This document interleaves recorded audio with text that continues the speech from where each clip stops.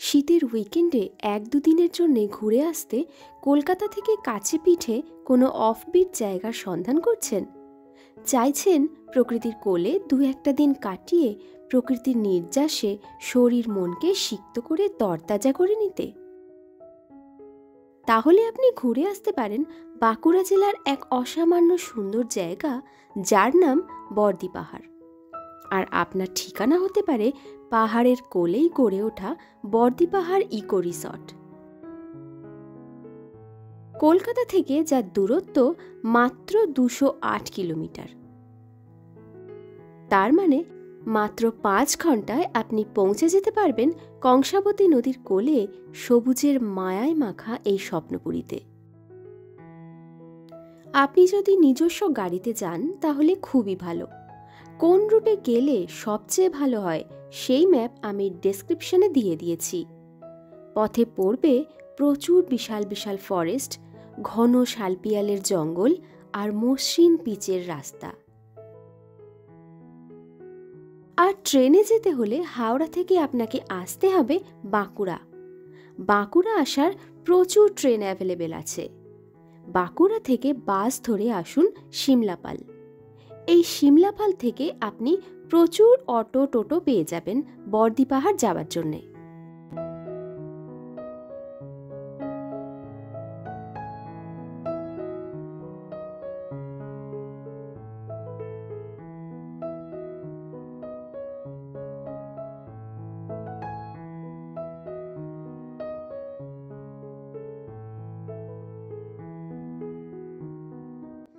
Hello and welcome back to my channel skies and miles. আর আমি তোমাদের travel friend Arpita. চলে এসেছি আবার একটা নতুন ভিডিও নিয়ে। আমি এখন আছি বর্দি পাহাড়ে। শীতকাল তো পড়ে গেছে আর শীতের ঘুরু ঘুরুও শুরু হয়ে গেছে। এই শীতের দিনে আপনি যদি হাতে 2-1 দিন ছুটি পান তাহলে টুক করে চলেই আসতে পারেন বাঁকুড়া জেলার এই জায়গাটাতে, যার নাম হচ্ছে বর্দি পাহাড়। কলকাতা থেকে এখানে আসতে সময় লাগে মাত্র 4.5 থেকে 5 ঘন্টা। আপনার যদি পার্সোনাল গাড়ি থেকে থাকে তাহলে আসতে তো কোনো সমস্যাই নেই। আর আপনি যদি পাবলিক ট্রান্সপোর্ট ইউজ করেন তাহলে কিভাবে আসবেন সেটা কিন্তু আমি ভিডিওর প্রথমেই বলে দিয়েছি।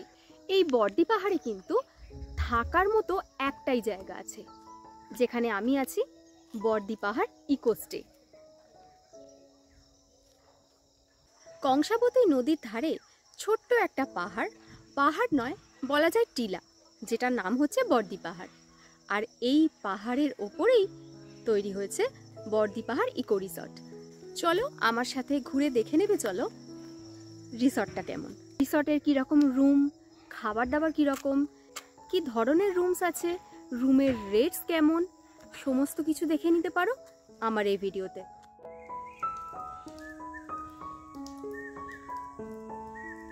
সবে বছর 2-3 হলো শুরু হয়েছে এই রিসর্টের পথ চলা। তবে শুরু থেকেই এই রিসর্ট বেশ জনপ্রিয় হয়ে উঠেছে।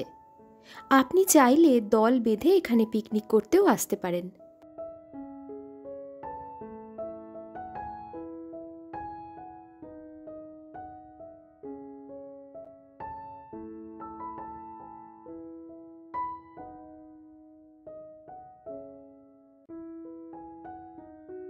ঢুকেই বাঁদিকে চিলড্রেন্স পার্ক, সাথে কচিকাঁচা থাকলে খুশিতে মুখ তাদের ঝলমলিয়ে উঠতে বাধ্য। সোজা তাকালেই রিসেপশন আর রেস্টুরেন্ট। ওদিকে পরে যাচ্ছি, আগে চারপাশটা একটু ঘুরে তো দেখি।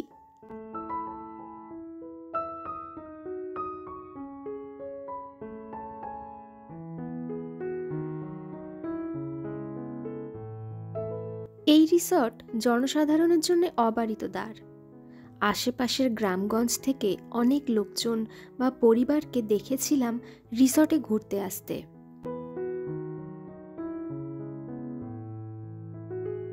রিসর্টের পিছন দিকে ঘন শালের জঙ্গল পেরিয়ে আছে বড়দি গ্রাম। আশেপাশে আর কোনো বসতি নেই। সবচেয়ে কাছের বাজার বলতে সারেঙ্গা, সেটাও আধ ঘন্টার পথ।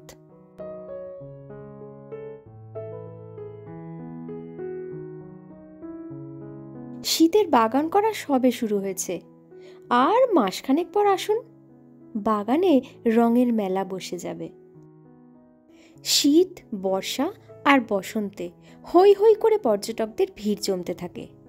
ফুল বুকড হয়ে যায় এই বর্দিপাহাড় ইকো রিসর্ট। আবার শরতে নদীর চরে কাশফুলের মেলা দেখতেও চলে আসে অনেকে। আমার মনে হয় বর্ষায় এই জায়গার সৌন্দর্য সবচেয়ে বেশি। চারিদিক আরও উজ্জ্বল সবুজ হয়ে ওঠে, আর নদী তখন উজ্জ্বল তরুণী হয়ে দুকুল ছাপায়। প্রকৃতির এক এক ঋতুতে কংসাবতীর এক এক রূপ। শালপিয়ালের বনানীও পাল্টায় রং।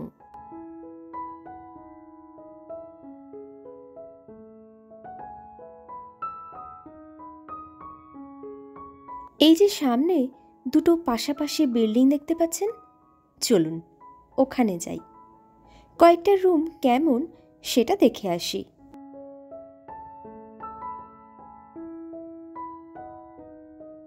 রিসর্টে এখনো অবধি মোট 22টার মতো রুম আছে, যার মধ্যে স্ট্যান্ডার্ড ডাবল বেডরুম হলো 7টা, আর স্ট্যান্ডার্ড 4 বেডরুম 4টে, ডিলাক্স ডাবল বেডরুম 10টা, আর ডিলাক্স 4 বেডরুম 1টা। রিসর্ট বুকিংয়ের কন্ট্যাক্ট নাম্বার আর ওয়েবসাইট স্ক্রিনে দেওয়া রইল।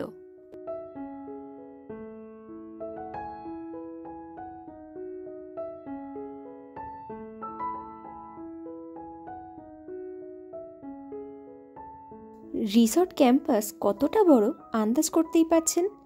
তাই রেস্টুরেন্ট থেকে রুম, বা রুম থেকে পার্ক বা নদীর ধার, কিংবা নদীর ধার থেকে ভিউ পয়েন্ট, বেশ ভালো রকম হাঁটাহাঁটি কিন্তু আপনাকে করতে হবে।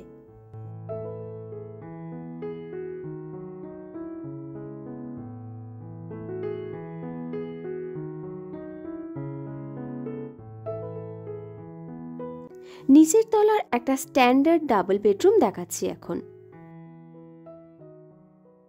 ছোট্টখাটো হলেও পরিষ্কার পরিচ্ছন্ন ঘর, দরকারি আসবাব তো রয়েছে।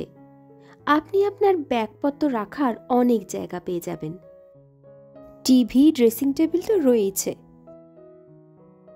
এই স্ট্যান্ডার্ড ডাবল বেডরুমের ভাড়া হলো 1800 টাকা।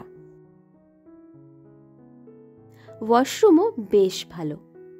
যেটা সবার চিন্তা থাকে বেড়াতে এসে, যে গিজার আছে কি নেই, তাদের বলি এই রিসর্টে যে কোনো রুমেই গিজার পেয়ে যাচ্ছেন।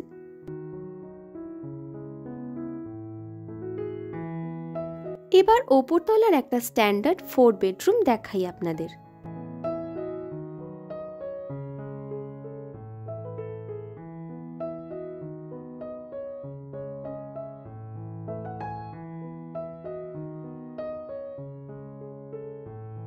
ঢুকেই দুটো বড় বেড, এসি তো রয়েছে, এছাড়াও কাবার্ড, ড্রেসিং টেবিল, এমনকি সিটিং অ্যারেঞ্জমেন্টসও দেওয়া আছে।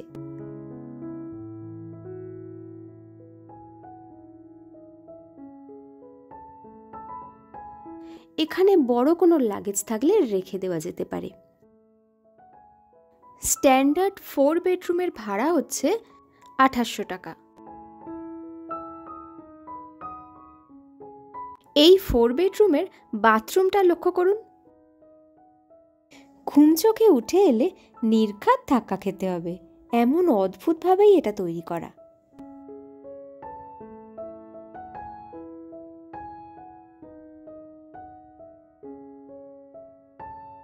এই রুমের সাথে আছে একটা ছোট্ট সুন্দর ব্যালকনি। ব্যালকনিতে ওয়াশ বেসিনের ব্যবস্থা আছে, যদিও রুমের বাইরে কমন প্যাসেজেও একটা ওয়াশ বেসিন দেওয়া আছে।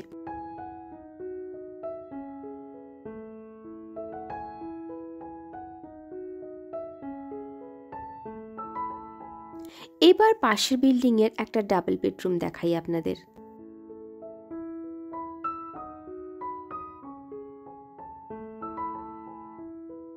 এই বিল্ডিংটা দেখতে বেশ সুন্দর, তাই না? আর দেখে মনে হলো নতুন তৈরি হয়েছে।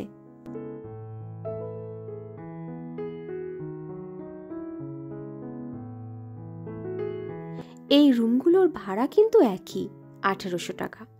রুমের সাইজও এক। এখানেও সমস্ত দরকারি আসবাবপত্র রয়েছে।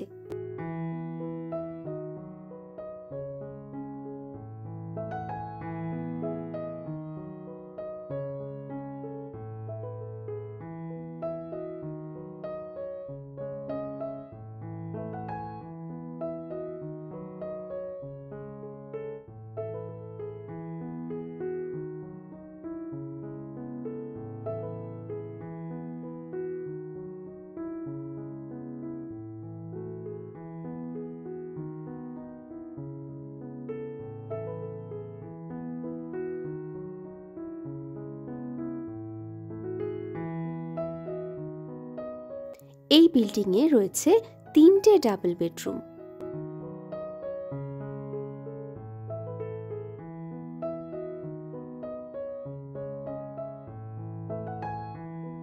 আপনারা কি জানেন, এই জঙ্গলের পথ ধরে গেলে আরও একটা একলা ঘর আপনার অপেক্ষায় আছে? ভীষণ সুন্দর পরিবেশে অবস্থিত ছোট্ট একটা কটেজের মতো রূপ দেওয়া হয়েছে এই রুমটাকে।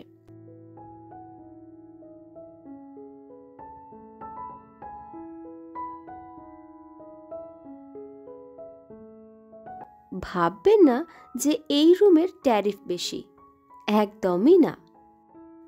এই রুমের ভাড়াও ওই একই 1800 টাকা।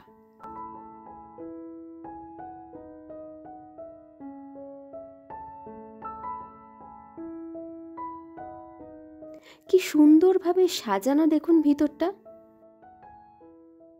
আর এই ছোট্ট ব্যালকনিটা এক ফালি সকালের মিঠে রোদ ছুঁয়ে যাচ্ছে, আলাদাই।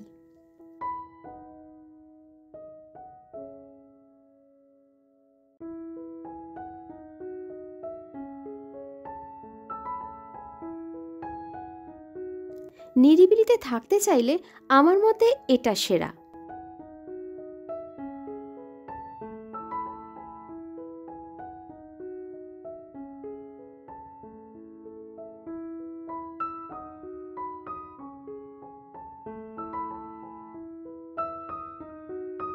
রুম নাম্বারটা মনে রাখবেন, 18 নম্বর স্ট্যান্ডার্ড ডাবল বেডরুম।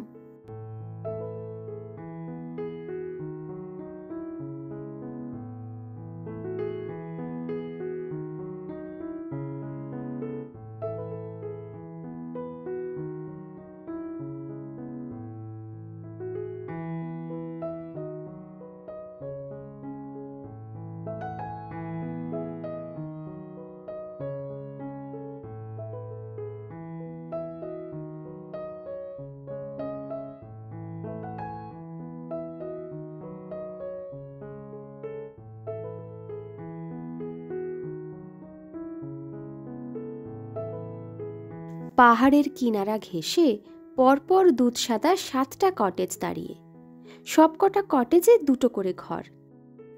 কটেজে 6টা ডাবল বেডরুম আর একটা 4 বেডরুম। এর মধ্যে একটা কটেজ একদম একলা। চলুন গিয়ে দেখি সামনে থেকে।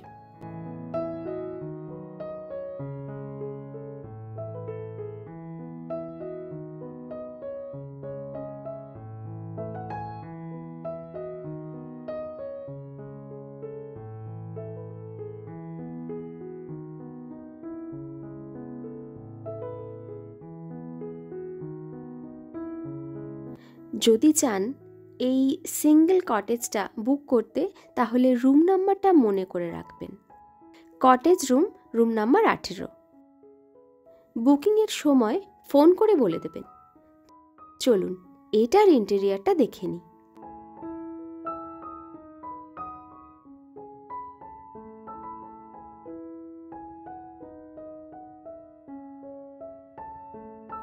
সাতটা কটেজের ইন্টেরিয়ার কিন্তু একই রকম, শুধু এর মধ্যে একটাই 4 বেডরুমের কটেজ আছে।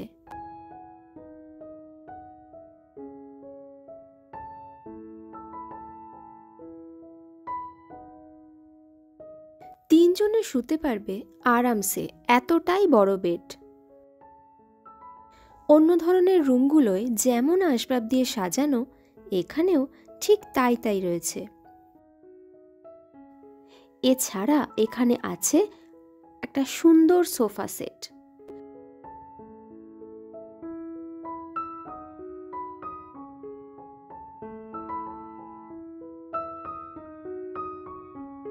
ডিলাক্স কটেজ ডাবল বেডরুমের ভাড়া 2500 টাকা আর 4 বেডরুমের ভাড়া 3500 টাকা।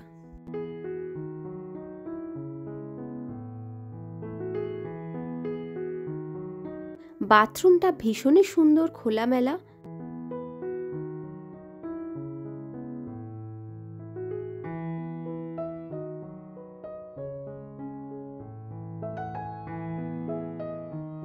সবচেয়ে সুন্দর হচ্ছে এই রুমের বারান্দা।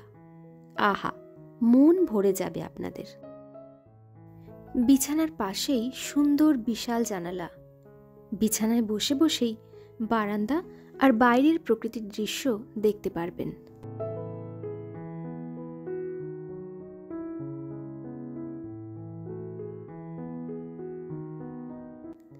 নদী আর জঙ্গলের মনোরম একটা ভিউ আপনার মন ভরিয়ে দেবে।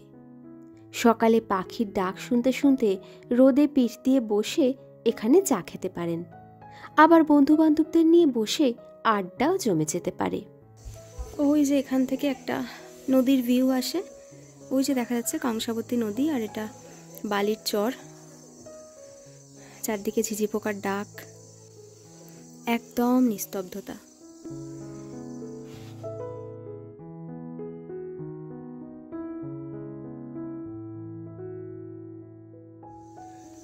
এই যে আমি জুম করে দেখাচ্ছি, এই হলো কংসাবতী নদী।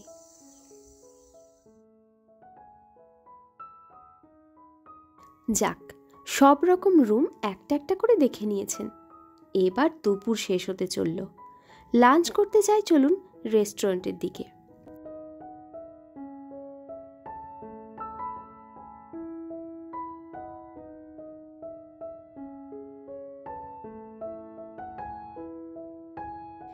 এই বিশাল খোলা ঘাস জমিতে রাতে আপনি করতে পারেন ক্যাম্পফায়ার। দল বেঁধে এলে জমে যাবে সন্ধেটা। ওই যে দেখুন, ইট সাজানোই আছে ঘাস জমিতে।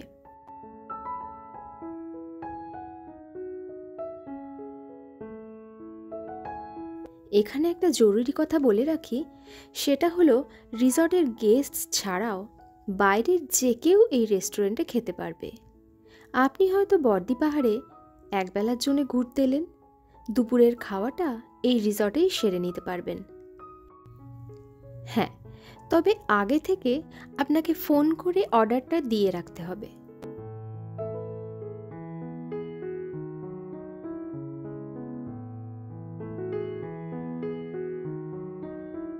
এখানে এসে যদি লাঞ্চ করতে চান তাহলে আসার 24 ঘন্টা আগে ফোনে অর্ডারটা দিয়ে রাখতে হবে লাঞ্চে কি খাবেন। ম্যানেজারের কন্ট্যাক্ট নম্বর স্ক্রিনে দিয়ে দিলাম। খাবার দাবারের কোয়ালিটি অসম্ভব ভালো। আলু ভাজার ডাল, একটা মৌসুমি সবজি, আলু পোস্ত, চাটনি, পাঁপড় আর মিষ্টি, এটা একটা কমন ভেজ মিল। এর সাথে আপনি ননভেজ চাইলে মাছ মাংস যা খুশি নিতে পারেন। মেনু চার্টে রকমারি পদের লিস্ট রয়েছে। মেনু চার্ট আর রেটস দিয়ে দিলাম স্ক্রিনে, পজ করে ভালো করে দেখে নিন। ব্রেকফাস্ট থেকে ডিনার অনেক কিছু অপশন রয়েছে।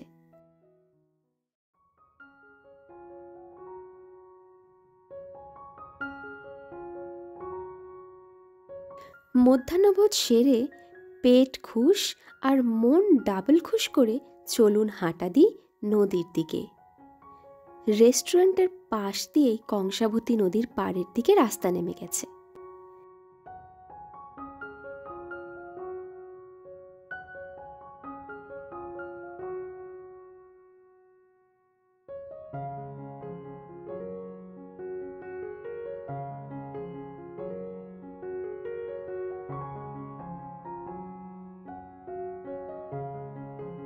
এত সুন্দর নদীর চর আগে দেখিনি। মনে হচ্ছিল যেন কোন সমুদ্র সৈকতে এসে পড়েছি। সূর্যাস্তের আলো লুটোপুটি খাচ্ছে বালির চরে। হাঁটু জলও নেই এখানে।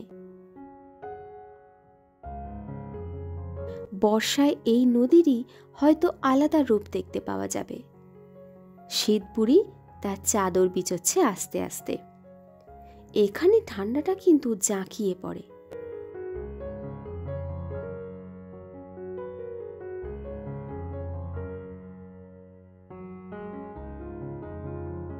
সন্ধেবেলা যতই ঠান্ডা হোক, ঘরে বসে থাকতে ইচ্ছাই করবে না।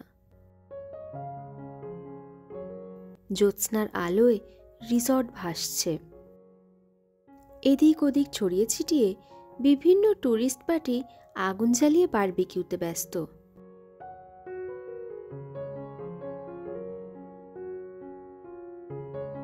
কনকনে ঠান্ডায় কাঁপতে কাঁপতে আপনারও মনটা ব্যাকুল হবে একটু ক্যাম্প ফায়ার করতে। সঙ্গে থাকতে পারে শালপাতায় স্মোকড চিকেন। আপনি চাইলে রিসর্ট থেকে সব ব্যবস্থা করে দেবে। শালপাতায় পোড়া চিকেন কেজি প্রতি দাম নিয়েছিল 600 টাকার মতো। আনন্দ করতে করতে রাত কোথা দিয়ে কেটে যাবে বুঝতেই পারবেন না।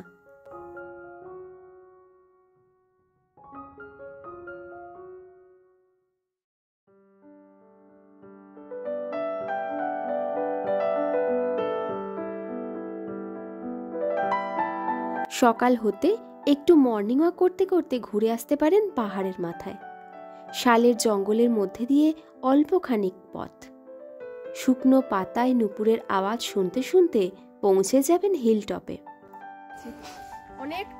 অনেকটা এমন কিছু পাহাড়ের মানে হাইক নয়, জাস্ট মানে যে কেউ উঠতে পারবে এই রাস্তাটায় আর কি।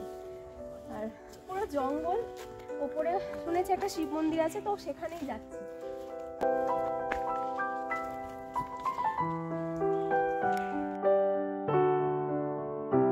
একটা ছোট্ট শিব মন্দির আছে এখানে, তবে দর্শন হলো না সেভাবে।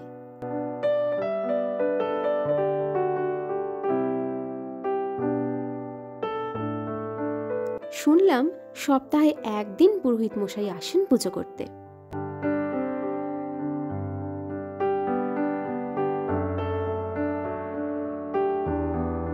পুরো শাল গাছের জঙ্গলে ভরা, এটাই হচ্ছে একদম হিল টপ, যে বর্দি পাহাড়, সেই বর্দি পাহাড়ের হিল টপ।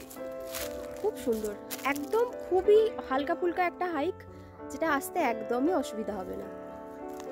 যে কোনো বয়সের মানুষই উঠতে পারবে আর ভালো লাগবে। সকালবেলা মর্নিং ওয়াক করতে করতে উঠতে খুব ভালো লাগবে। আর এখান থেকে একটা নদীর ভিউ আসছে, দেখাচ্ছি। এখান থেকে একটা নদীর ভিউ আসছে। ক্যামেরায় ঠিক করে ধরা যাচ্ছে না।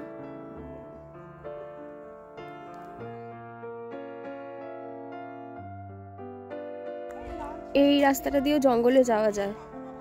আমি অনেক লোকাল লোকজনকে দেখছি এই রাস্তাটা দিয়ে যাওয়া আসা করতে, তাহলে নিশ্চয়ই এই রাস্তাটা গ্রামের সাথে কানেক্টেড আছে। আবার পাহাড়েও যাওয়া যায় এই রাস্তাটা দিয়ে, তবে এটা দিয়ে অনেকটা ঘুরপথ হয়।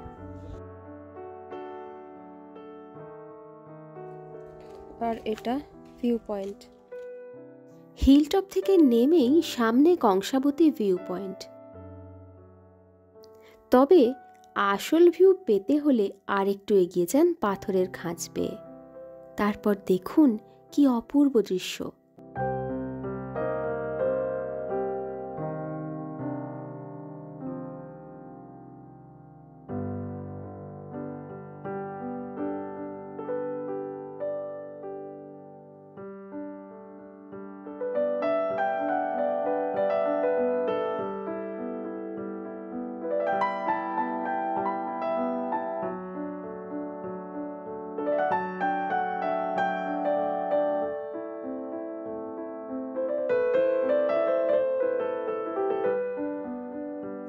আর সকালের মিষ্টি আলোয় নদীর পাড়ে তো যেতেই হবে।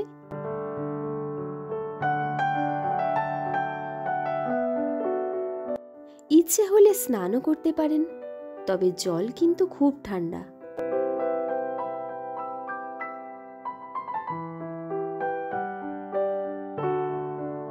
না হলে আরাম কেদারায় শরীর এলিয়ে দিন।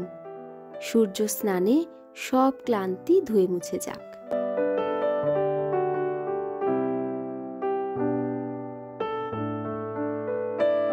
কংসাবতী নদীতে নৌকা ভ্রমণ করবেন? জনপ্রতি 50 টাকায় মাঝ নদী বরাবর ঘুরিয়ে আনবে এই মাঝি কাকু আর তার ছোট্ট ছেলে। কত গল্প শোনাবে। মাঝি কাকুর ফোন নাম্বার দিয়ে দিলাম।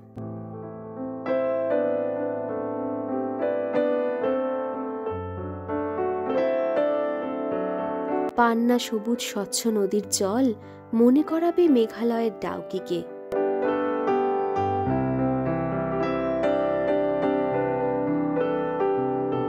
বর্দি পাহাড় থেকে আশেপাশে ঘুরতে যেতে চাইলে যেতে পারে মুকুটমণিপুর, বিষ্ণুপুর, সুতান, ঝিলিমিলি, তালবেরিয়া ইত্যাদি জায়গায়।